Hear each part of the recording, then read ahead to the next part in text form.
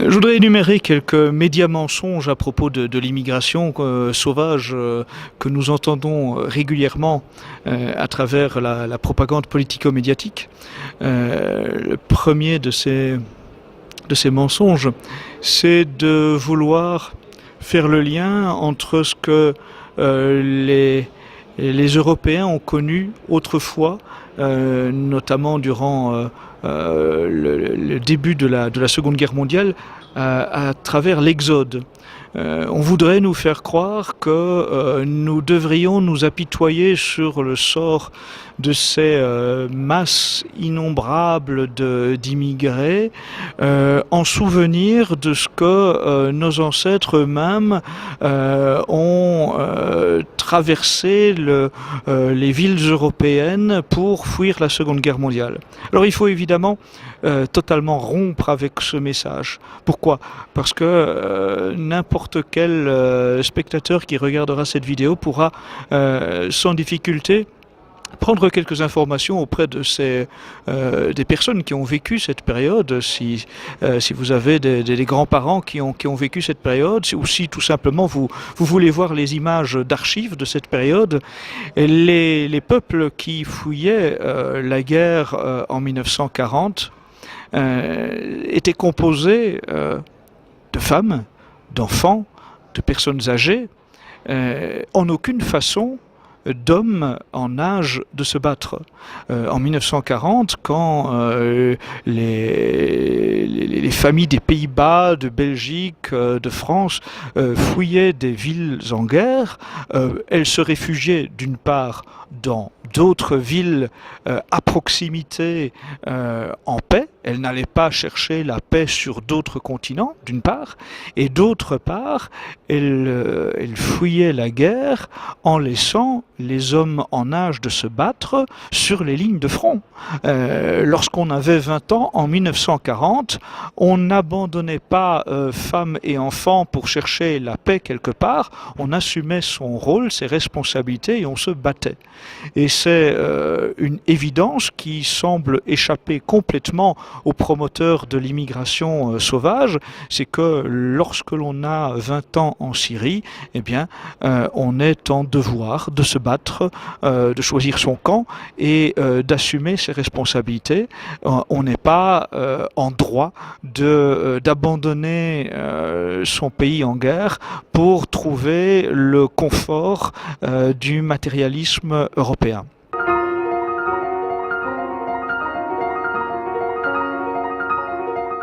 Le deuxième média mensonge, c'est de prétendre que, en tant que chrétiens, nous devrions, par charité, accueillir toutes les populations qui veulent s'installer en Europe.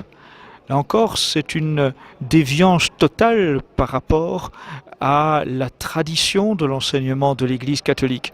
Certes, le pape François, le pape révolutionnaire, veut nous faire croire que chaque famille européenne, en tout cas chaque paroisse européenne, devrait accueillir une famille d'immigrés et que ce serait cela la fidélité au message de l'Église. Or, c'est en totale rupture avec le magistère de l'Église catholique depuis 2000 ans, qui enseigne que certes il faut être charitable, ça sans aucun doute, mais cette charité doit être ordonnée, elle doit notamment veiller à conserver une prédilection pour les plus proches d'entre nous, et donc en l'occurrence les peuples européens ont hélas des ressortissants de leur propre pays fort nombreux qui vivent dans des conditions de misère, qui sont extrêmement démunis et vers lesquels nous devons avoir notre action de charité. Nos pauvres pauvres d'abord, c'est une évidence. Nous devons en priorité nous attarder à améliorer le sort des plus démunis de notre continent, de notre région, de notre nation, de notre continent d'abord. Et il me semble que nous sommes loin d'avoir réglé le problème de la pauvreté sur le continent européen. Il n'est donc absolument pas du devoir des catholiques d'exercer la charité à l'encontre des migrants alors qu'ils n'ont pas d'abord résolu le problème des plus démunis d'entre nous. C'est un point important parce que lorsque l'on entend les revendications des immigrés qui arrivent de façon illégale sur le continent européen, on entend régulièrement des propos extrêmement agressifs de leur part, revendicatifs. On a vu sur le territoire italien des immigrés vivant dans des hôtels 3 étoiles se plaindre que d'autres immigrés avaient été logés dans des hôtels 5 étoiles et exiger de cette façon-là d'avoir les mêmes droits, c'est-à-dire de passer en chambre 5 étoiles. Eh bien, c'est cette énormité, cette situation totalement folle, elle écœure à juste titre les plus démunis de nos pays européens. Je peux vous amener dans des quartiers délabrés où des Européens de souche vivent dans des taudis, des maisons où l'on n'a pas encore l'eau chaude, des maisons où l'humidité sointe des murs, des maisons dans lesquelles des familles qui ont peu de revenus vivent de façon extrêmement précaire dans une authentique misère, avec toutes les difficultés à pouvoir nourrir leurs enfants. Des personnes âgées, des retraités qui ont travaillé toute leur vie et qui pourtant vivent dans une authentique misère. Tout cela, ça existe dans nos pays. Alors que l'on cesse de vouloir nous apitoyer sur des immigrés qui ont trouvé, faut-il le rappeler, des milliers d'euros pour payer des passeurs pour les amener dans nos pays européens, pour ensuite rechercher avant tout un confort économique, parce que c'est ça la vérité. La très très grande majorité de ces immigrés sont des immigrés économiques et non pas des réfugiés qui fuient une quelconque guerre.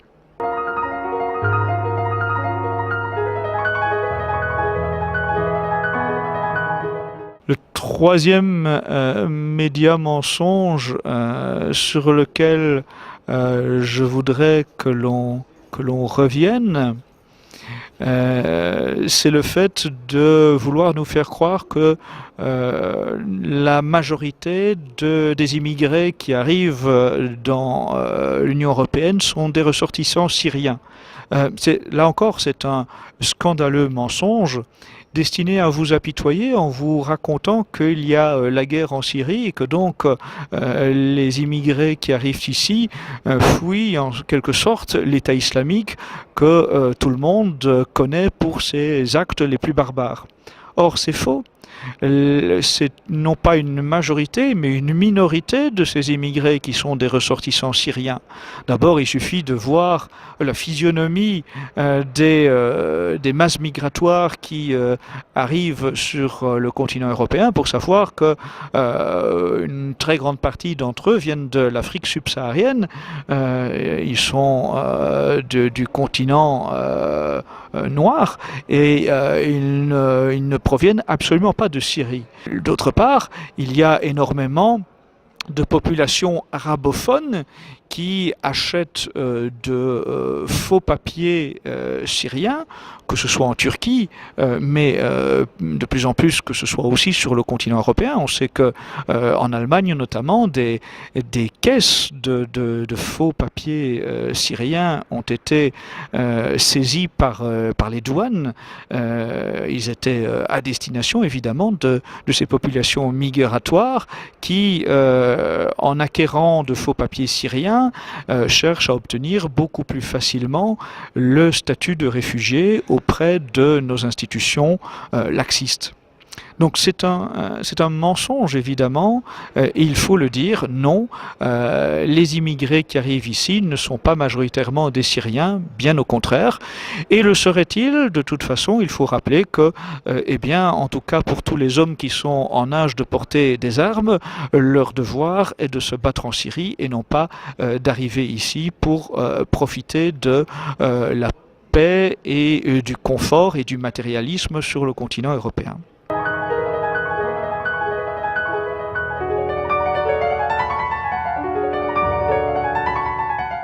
Un autre média mensonge, véhiculé notamment par le haut patronat, qui se révèle ainsi sous son jour le plus cosmopolite, c'est de nous faire croire que ces immigrés vont participer au développement économique de nos pays, vont contribuer à la richesse de nos pays, vont payer les pensions de nos Européens. C'est quand même vraiment se moquer des Européens, se moquer des Français, que de tenter de faire croire cela.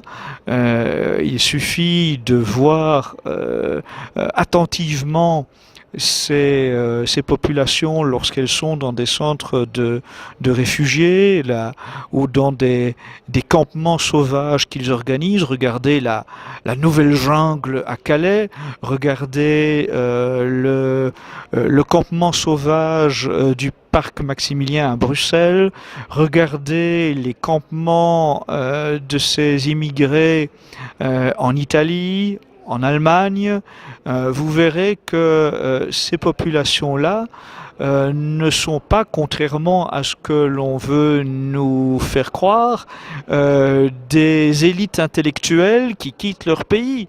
Ce sont des gens qui n'ont pas l'intention d'améliorer les richesses de l'Europe, et c'est bien normal d'ailleurs. Ce sont des gens qui veulent trouver une assistance sociale et économique ici. Ce sont des gens qui croient que l'Europe est un Eldorado et que cet Eldorado va leur offrir un revenu, un logement, des vêtements, une alimentation, une assistance sociale et médicale, qu'en l'occurrence, ils n'auront plus ici qu'à s'asseoir dans un canapé et à profiter de tout ce que l'Europe va leur offrir. Et hélas, on peut craindre qu'il en soit partiellement ainsi. Lorsque le ministre de l'Intérieur, Bernard Cazeneuve, estime que le coût par réfugié va s'élever à environ 1000 euros par mois par réfugié, c'est bien la preuve que ces réfugiés ne vont pas contribuer à un quelconque développement économique de l'Europe, mais qu'au contraire, ils vont coûter énormément au budget de l'Union européenne, au budget de chaque nation du continent européen, à un moment où, au contraire, aux Européens, on demande de se serrer la ceinture, de faire des sacrifices, où on réduit sans cesse le pouvoir d'achat de nos concitoyens, des Européens de souche. On va, par contre, d'un seul coup, trouver des budgets faramineux, colossaux, pour subvenir aux besoins de ces ressortissants immigrés. C'est un véritable scandale. Une fois de plus, c'est un scandale notamment par rapport à nos plus démunis qui ne reçoivent pas une telle allocation de la part des institutions nationales ou européennes, qui ne reçoivent pas un logement, qui ne reçoivent pas des colis alimentaires, qui ne reçoivent pas le droit à bénéficier des soins médicaux gratuits. Voilà. Tout cela, c'est la réalité, c'est que nous assistons à une campagne de préférence étrangère, alors qu'au contraire, nous devons revendiquer la préférence nationale. Tous ont des rêves plein la tête, tous ont aussi leur douleur avec ces familles qu'ils ont tous, pour la plupart, laissées au pays. On discutait tout à l'heure avec un homme de 37 ans qui a laissé sa femme, ses 3 enfants. Il était ingénieur en Syrie, il a fait le choix de partir en raison des dangers qui pesaient sur sa famille. Je voudrais aussi insister sur le fait que cette immigration sauvage, elle est un fléau pour les Européens, pour les nations d'Europe, mais elle est aussi un fléau pour les pays dont sont issus ces immigrés. Il faut rappeler que eh bien, ces pays doivent absolument conserver leur jeune population, leur population vigoureuse. Il faut encourager tous les hommes et les femmes à être des patriotes. Et en l'occurrence, ces immigrés qui déferlent ici devraient avoir le souci d'œuvrer au bien commun de leur nation. Ils devraient avoir le souci de participer au développement économique de leur pays. Ils devraient avoir le souci de participer à l'essor matériel de leur famille dans leur pays. On voit ici arriver essentiellement des hommes seuls et en excellentes conditions physiques. À 85%, au moins, en tout cas selon les chiffres officiels de l'ONU, donc des chiffres minimalistes, à 85% au moins, les immigrés qui arrivent sur le continent européen sont des hommes seuls, en bonnes conditions physiques. Eh bien, cela signifie, d'une part, qu'ils sont lâches.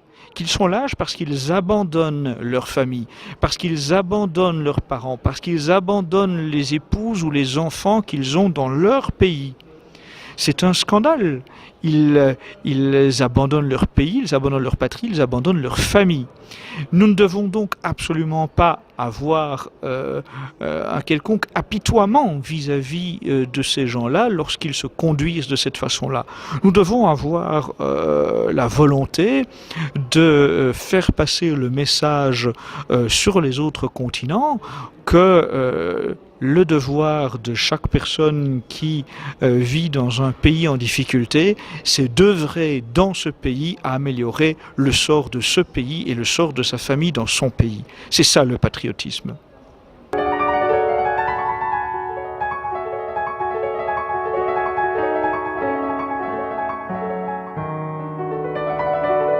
Il faut enfin insister sur le fait que cette immigration, elle va coûter avant tout aux plus pauvres d'entre nous. Elle va coûter de façon générale, à tous les épargnants, à tous les travailleurs, à tous les pensionnés, à tous les parents. Elle va coûter à chaque Européen. Nous sommes tous appelés à faire des efforts. La vie en Europe est de plus en plus difficile, quoi qu'on en dise, quoi que croient les Africains, quoi que croient les ressortissants du Pakistan ou d'Inde ou de Bangladesh. La vie en Europe est de plus en plus difficile pour les Européens et les forces mondialistes, les dirigeants des institutions européennes dans lesquelles je me trouve ici en ce moment veulent en fait encore nous appauvrir, s'en prendre à votre épargne, aux fruits de votre labeur, aux fruits de votre travail, à ce qui devrait être l'héritage que vous laisserez à vos enfants, à vos petits-enfants, pour payer l'accueil de ces immigrés qui abandonnent, eux, leur pays, leur patrie, leur famille dans leur propre pays. C'est un non-sens. Une fois de plus, il faut le rappeler, notre devoir, le devoir de nos gouvernants, c'est d'œuvrer d'abord au bien commun de nos nationaux. Chaque chef d'État a le devoir de se préoccuper avant toute chose du bien commun de ses ressortissants. Ici, nous assistons à une trahison complète des pseudo-élites à l'égard de leurs ressortissants. Que ce soit les chefs d'État, que ce soit les pseudo-élites intellectuelles, que ce soit les élites financières, le haut patronat, que ce soit les stars du show business, les stars du sport, ils sont tous en train de tenter de vous faire croire que vous devez y aller de votre poche pour aider les immigrés qui, eux, ont abandonné leur famille, leur pays, pour trouver ici l'Eldorado. C'est un scandale, c'est une propagande politico-médiatique que nous devons dénoncer. Soyez des patriotes, soyez soucieux du bien commun de votre nation, de votre famille, de vos enfants, de vos petits-enfants. C'est ça la priorité que nous avons.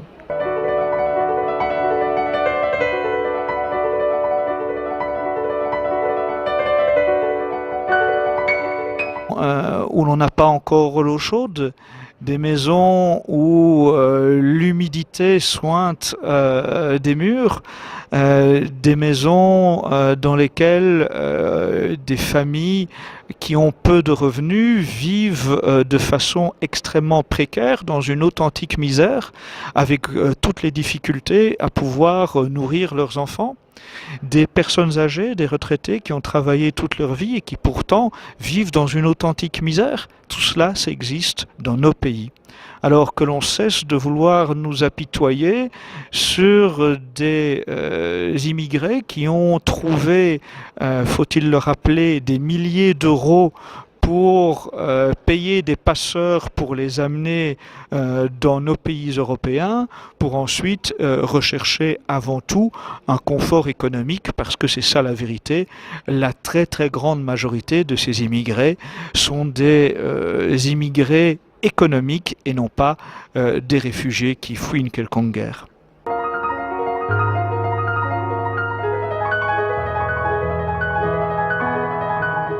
Le troisième média mensonge sur lequel je voudrais que l'on revienne, c'est le fait de vouloir nous faire croire que la majorité des immigrés qui arrivent dans l'Union européenne sont des ressortissants syriens.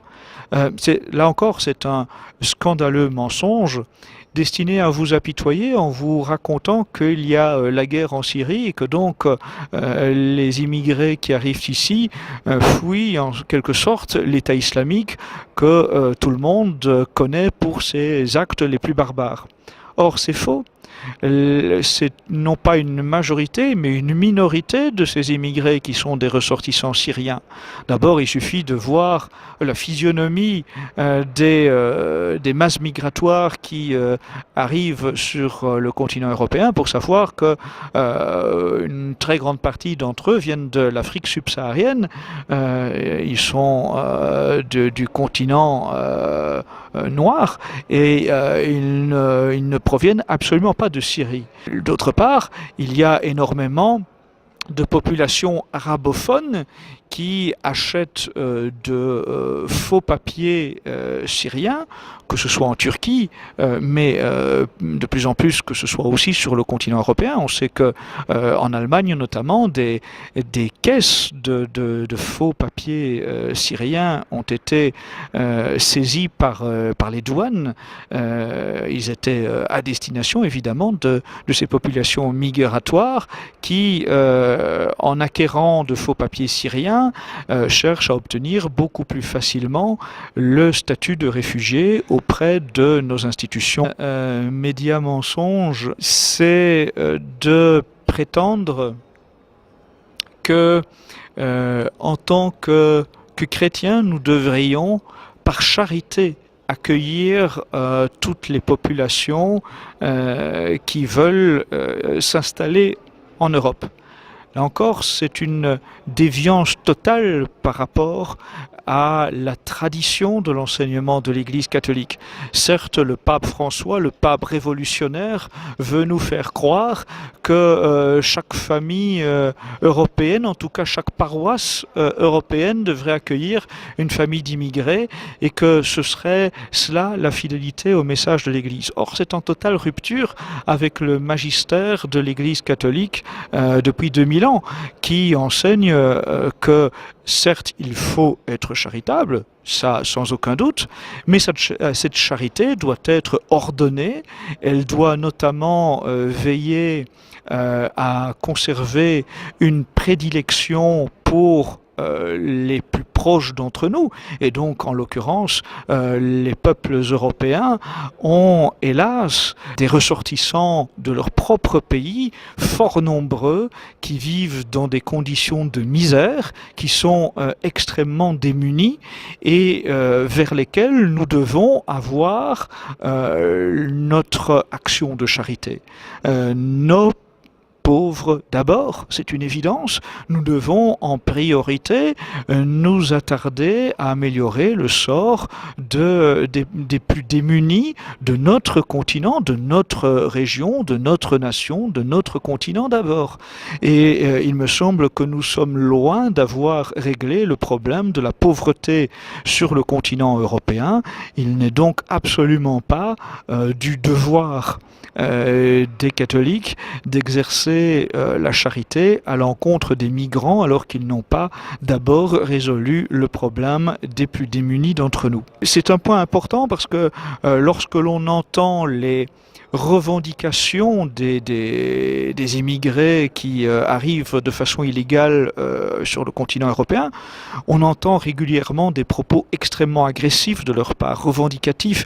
On a vu sur le territoire italien des immigrés vivant dans des hôtels 3 étoiles se plaindre que d'autres immigrés avaient été logés dans des hôtels 5 étoiles et exiger de cette façon-là d'avoir les mêmes droits, c'est-à-dire de passer en chambre 5 étoiles. Eh bien, cette énormité, cette situation totalement folle, elle écœure à juste titre les plus démunis de nos pays européens. Je peux vous amener dans des quartiers délabrés où des Européens de souche vivent dans des taudis, des maisons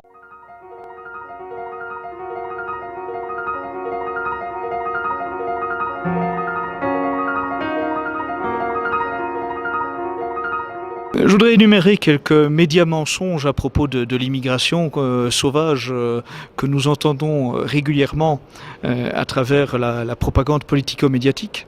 Le premier de ces mensonges, c'est de vouloir faire le lien entre ce que les Européens ont connu autrefois, notamment durant le début de la Seconde Guerre mondiale, à travers l'exode.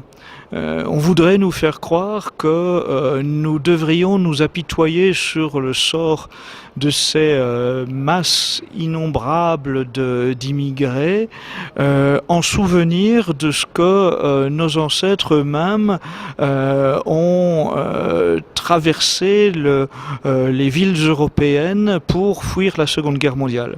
Alors il faut évidemment totalement rompre avec ce message. Pourquoi ? Parce que n'importe quel spectateur qui regardera cette vidéo pourra sans difficulté prendre quelques informations auprès de des personnes qui ont vécu cette période, si vous avez des grands-parents qui ont vécu cette période, ou si tout simplement vous voulez voir les images d'archives de cette période.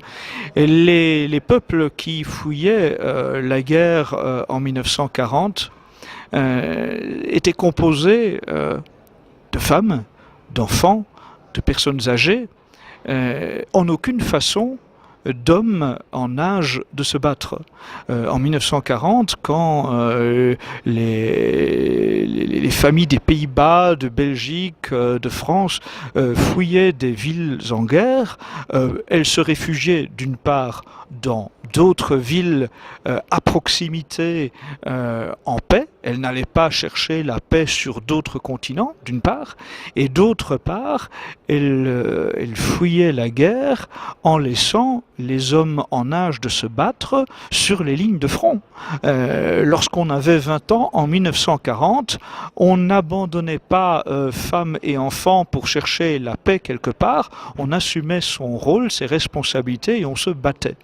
Et c'est une évidence qui semble échapper complètement aux promoteurs de l'immigration sauvage, c'est que lorsque l'on a 20 ans en Syrie, eh bien, on est en devoir de se battre, de choisir son camp et d'assumer ses responsabilités. On n'est pas en droit d'abandonner son pays en guerre pour trouver le confort du matérialisme européen.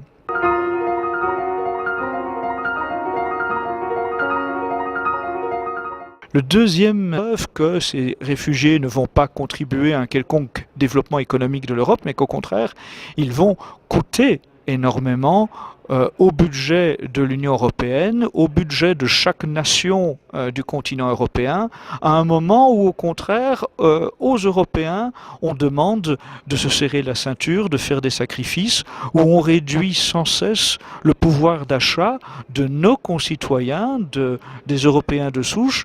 On va, par contre, d'un seul coup, trouver des budgets faramineux, colossaux, pour subvenir aux besoins de ces ressortissants immigrés.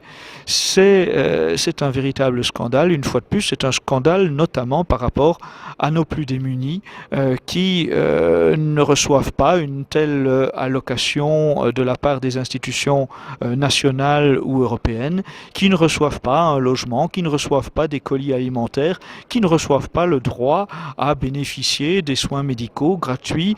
Voilà, tout cela, c'est la réalité, c'est que nous assistons à une campagne de préférence étrangère, alors qu'au contraire, nous devons revendiquer la préférence nationale. Tous ont des rêves plein la tête, tous ont aussi leur douleur avec ces familles qu'ils ont tous, pour la plupart, laissées au pays. On discutait tout à l'heure avec un homme de 37 ans qui a laissé sa femme, ses 3 enfants. Il était ingénieur en Syrie, il a fait le choix de partir en raison des dangers qui pesaient sur sa famille. Je voudrais aussi insister sur le fait que cette immigration sauvage, elle est un fléau pour les Européens, pour les nations d'Europe, mais elle est aussi un fléau pour les pays dont sont issus ces immigrés. Il faut rappeler que ces pays doivent absolument conserver leur jeune population, leur population vigoureuse.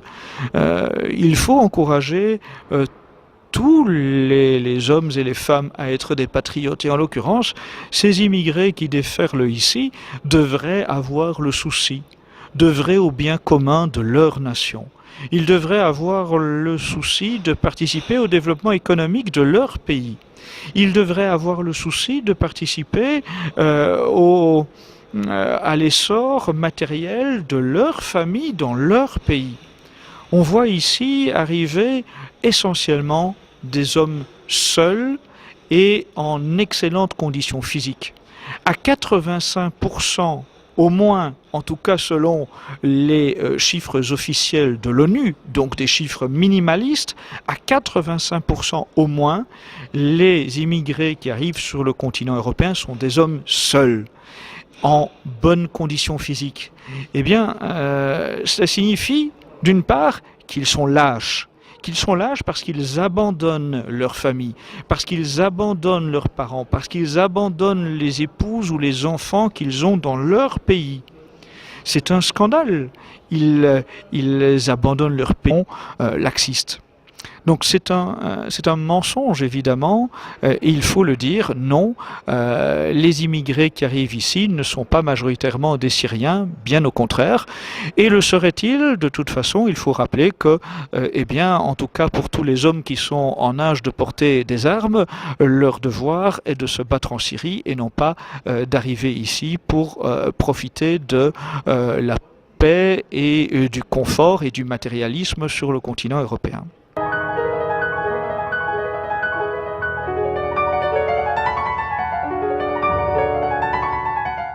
Un autre média-mensonge, véhiculé notamment par le haut patronat, qui se révèle ainsi sous son jour le plus cosmopolite, c'est de nous faire croire que ces immigrés vont participer au développement économique de nos pays, vont contribuer à la richesse de nos pays, vont payer les pensions de nos Européens.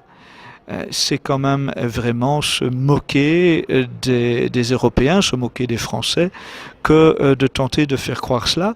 Il suffit de voir attentivement ces populations lorsqu'elles sont dans des centres de réfugiés ou dans des campements sauvages qu'ils organisent. Regardez la nouvelle jungle à Calais, regardez le campement sauvage du parc Maximilien à Bruxelles, regardez les campements de ces immigrés en Italie, en Allemagne. Vous verrez que ces populations-là ne sont pas, contrairement à ce que l'on veut nous faire croire, des élites intellectuelles qui quittent leur pays. Ce sont des gens qui n'ont pas l'intention